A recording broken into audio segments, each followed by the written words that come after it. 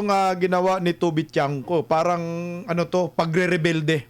No, nakikita ko parang protesta, pagre-rebelde, horumentado yung ginagawa niya. Kasi nga para sa akin ang nakikita ko dito kay Tubit Tiangco, may pangarap siya na magiging Speaker of the House. Malinis. Oo. Kaya nga after ng midterm election, binibira niya ng binibira nitong si Martin Romualdez. Tinitira niya patungkol sa budget, dumidikit siya kay Bongbong Marcos at kung ano ang pinagsasabi niya. Kasi itong budget kasi Baykam na blanco, mainit ito na issue. Ito yung isa sa mga nakita ni Tubit Tiangco na pwedeng sandata niya para bumagsak itong tiwala ng mga kongresista kay Martin Romualdez. Ang problema, hindi umubra yung kasipsipan ni Tubit Tiangco. Hindi ito prinsipyo, tol. Hindi ito prinsipyo. This is a politics pa rin ito. Political strategy pa rin ito para baka sakali magiging Speaker of the House. Yung tungkol sa nangyari kahapon sa bago magsona, no? Sa Kamara. Oo, sa Kamara. Itong mga Duterte Black nga, kung tawagin. Representative Paulo Duterte at 3 pang bumuo rin ng Independent Black sa Kamara.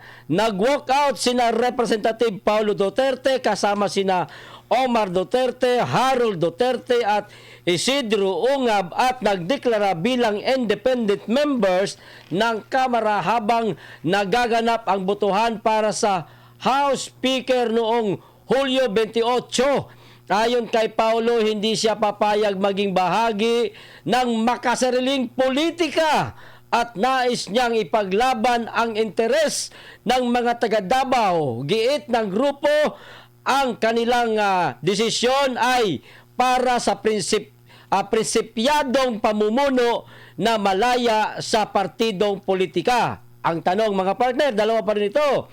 Sa tingin ninyo, tama ba ang desisyon ng mga mambabatas mula Davao na manatiling independent? Unang tanong niya, partner, paano ito makakaapekto sa kanilang kakayahang maglingkod sa kanilang distrito?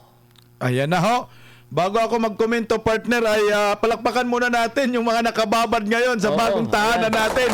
Kahit pa paano, partner, medyo meron pa rin. At thank you so much. Hindi nyo pa kami iniwan dito sa Berada Aguila. Hindi bumababa sa 100, hindi bumababa. Galing. Pa-like, pa-subscribe, at pa-share. Alam nyo, partner, hindi lang dapat itong taga Davao na mga representative ang magiging independent. Dapat yung lahat ng mga taga Mindanao. Kasi partner, tama lang naman. Kung ikaw naniniwala ka sa liderato ni former President Duterte at ito ang sitwasyon ngayon ng House of Crocodile, House of Crocodile, pabera.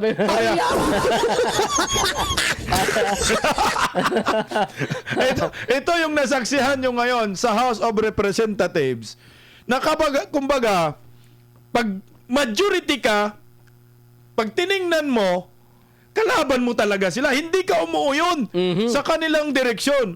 Pag minority ka, lalo rin. Pareho din lang, hindi ka umuuyon sa kanilang direksyon. So, independent nga eh. So, ang lalabas, magiging independent ka. Yun nga, Tingnan mo, partner. Ang daya kasi ngayon sa Kongreso, ito yung daya nila. Paano? Yung majority at minority, pareho lang ang mga utak nila. Correct. Ang dapat magiging minority niyan, itong Duterte Black. Tama. Hindi pwedeng magiging minority itong Akbayan, Makabayan, Anak Tuta, Anak Kambing. Ba't ka natawa ka, Madong?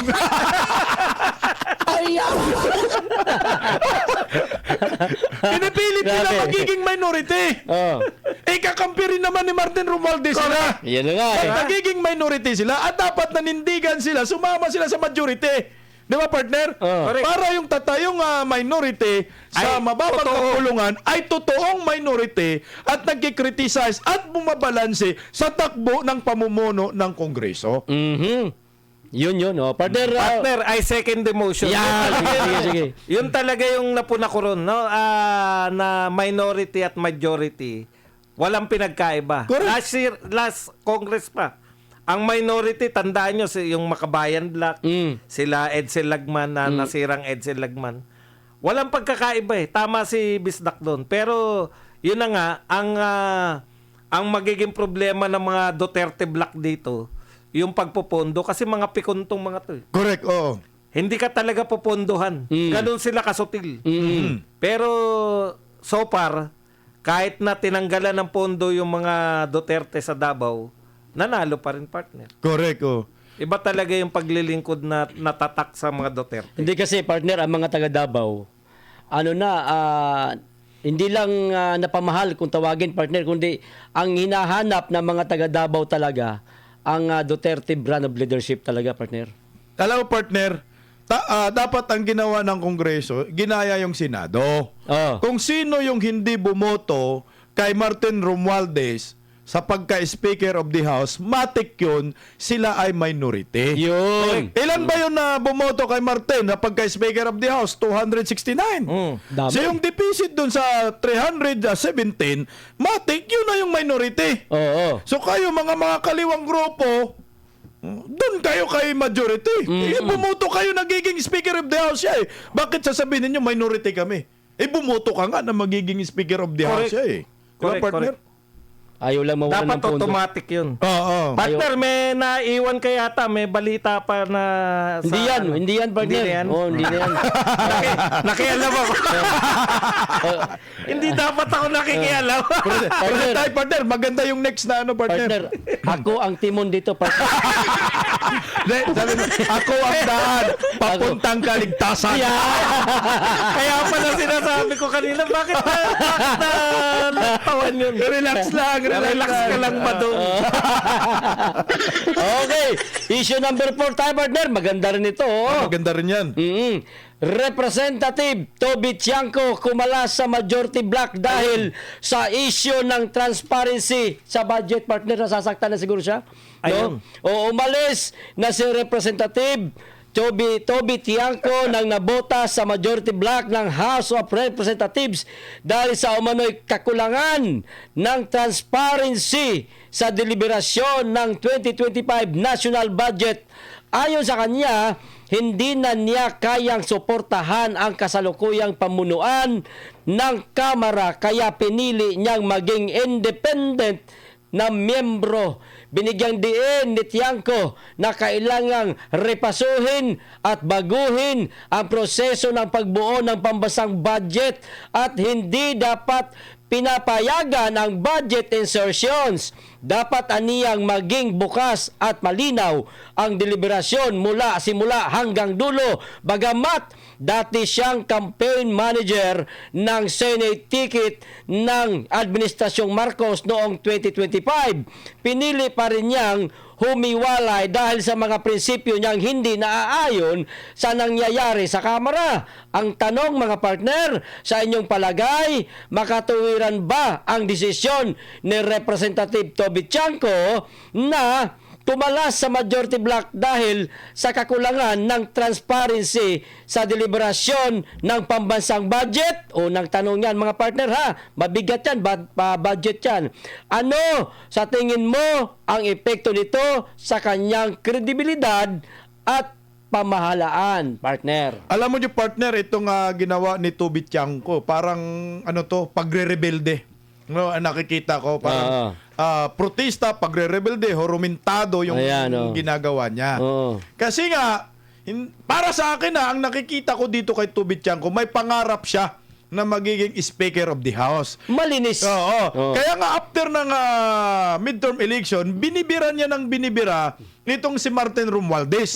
Tinitira niya patungkol sa budget, dumidikit siya kay Bongbong Marcos at kung ano ang pinagsasabi niya. Kasi itong budget kasi Baykam na blanco, mainit ito na issue. Ito yung isa sa mga nakita ni Toby Tiangco na pwedeng sandata niya para bumagsak itong tiwala ng mga kongresista kay Martin Romualdez. Ang problema, hindi umubra yung kasipsipan ni Tubi Tiangco. Grabe Hindi ito naman. prinsipyo, tol. Hindi ito prinsipyo. This is a Correct. politics pa rin ito. Political strategy pa rin ito para baka sakali magiging Speaker of the House siya. Ang problema, meron talagang kasabihan, blood is thicker than water. Ayun. At saka partner, walang humirang sa kanya para maging kandidato sa speakership. Correct. Oo. Wala. I second the motion. Sige, sa pasok mo, partner. Blood sticker. Sticker na na water. yan. Alam mo, partner, totoo yan. No? Medyo mahaba-haba usapan natin dito. Dahil Tatlo lang tayo eh. 3:30 pa tayo. Mahaba. Kaya maraming salamat sa tumambay. Oh. Unang araw, yung subscriber natin hindi pa ganun karami. Pero tingnan mo bukas naman. yan. May 400 tayo, partner. Oo. Ayan. Gawin naman natin 500. Ayan, maya. Magkaya kayo. Ah. O partner, no? Nagsimula yan. Sabi nga, yung sisiyan nila, no? Nagsisiyan. Si Toby Tiangco sa pagkatalo ng Correct. alyansa. Si Toby Tiangco naman, sinisisi naman yung sila Martin Romualdez. Mhm. Dahil yung impeachment kay BP Sara, Correct. yun naman yung sinasabi niyang dahilan kung bakit nagalit yung tao. Natalo sila. Pareho naman tama yun, partner, di ba? Aha. Kaya lang, hindi na po mabubura sa amin. Parang pilit yung binubura sa amin ngayon. Yung bintang ni Toby Tiangco na may 150 million na... 150 million ba? Kada pumirma. Di ba? Sa Sa impeachment. impeachment. Oh, yan. Nasa na yan, Congressman Toby Tiangco? Iimbestigahan nyo ba yan? Correct. Yun lang naman, no? Kasi ano na tayo ngayon eh, talagang very supportive kami sa gobyerno. Sure. Oh, Ha? oo. Very supportive kami. Gusto namin tong gobyerno na to ay mag-work kasi Yes. Oo. gusto naman namin na hindi naman wasak na wasak yung mamanahin ni BP Sara. Correct. 'Di ba? Yung Kasi- maitama pa natin. Kasi kawawa si Inday Sara pa 3 years na lang eh. Di ba? Partner, wala na 3 years. Wow. Wala na. Mga 2 years and 11 months. Oh, ganun. Ayan. Or 3 years pa rin. Oh, wala ka pa rin. And 1 day, 3 Ay, ano. hours. Gusto nyo na sakto. 3 minutes and 1 second. Tuloy natin, Oh, partner. tuloy mo. Damihan mo, habaan mo, partner, oh. Haba pa ng oras mo. Kaya nga naghahanap pa ako na maitatopic kanina. Hindi, partner. Ituloy ko lang. No? Yan yung pinagmulan nila, di ba? May kanya kasi natalo sila. Eh. Correct. Yun yung pinakamasakit na naganap. Pasensya na, Mr. President. Talagang eto, inamin naman to ni Mr. President. Oh, inamin niya. Na natalo sila. Kaya Talo, lang, yung dahilan ng pagkatalo ang hindi tayo solve. Kasi ang sinabi niya yata doon dahil hindi tayo nakapag-deliver ng serbisyo. Correct. Mr. President, itatama ko lang po kayo. Kasi nakalimutan niyo po na nakulong si Tatay Digong. Oo. ang laking bagay po noon sa pagkakaisa ng mga taga Mindanao. Tignan niyo po yung Visayas. alyansa sa Mindanao. Bagsak. Solid. Bagsak. Solid po yun. 1-12 po. Panay tao Duterte ng Black. Duterte. Pero yun sa kanila. Ha? Yun sa kanila. Zero. Yun, bagsak sila. Pati nga yung plus 2. Di ba? Duterte and plus 2. Pumasok pa. Pumasok pa. Oo. Kaya po yan yung nakita ng mga nila Chis Escudero. Eh. Oo. Ako, delikado tayo sabi Correct. ng Chis Escudero. Sa 2028, partner. Sa 2028. Malapit na yan. Hindi nila naisip yun. Eh. Oo. Si Chis Escudero, no? Dinelay niya after na lang ng after na lang ng election. Correct. Natandaan mo, partner? Natatandaan ko. Hindi, natandaan mo nung sinabi, nung habang nagsasalita ka, magkatabi tayo dyan, nasabi ko yung tangas siya. Sino? Si Chis? Hindi, si Risa yun eh. Si Risa yung si Risa yung tinutukoy natin yun eh. Akala ko natatandaan ni Badong, yung pala hindi eh. Sabi mo, natatandaan mo. Alam mo naman yung sinabi ko kanina, nakalimutan ko. Eh. Parang nag-uusap lang si Babalo at Richard White. Bakit? Eh kasi nga, hindi niya nakikita ang malaking suporta ng mga Duterte sa buong Mindanao. Correct. Napakatanga ng isang politiko na umaayaw sa isang Duterte. Correct. Yun. At saka isa pa yan, partner. Pinapakita ng Duterte na talagang makapangyarihan sila pagdating sa endorsement, Correct. pag-endorso ng politika. Tama. Tingnan mo si Aimee at saka si Camille Villar. Talo na, partner. Last minute. Bagsak na! Talo na. Nanalo pa. Salba pa. Naisalba pa. Oh, yung Mindanao talaga, partner, di ba? Na 11-12 pa sila. Oh, di ba? At saka wag natin kalimutan yung mga OFW. OFW. Yan, Kaya lagi. solid yan. Tama. Solid Maraming Duterte. salamat sa mga Maraming OFW. salamat.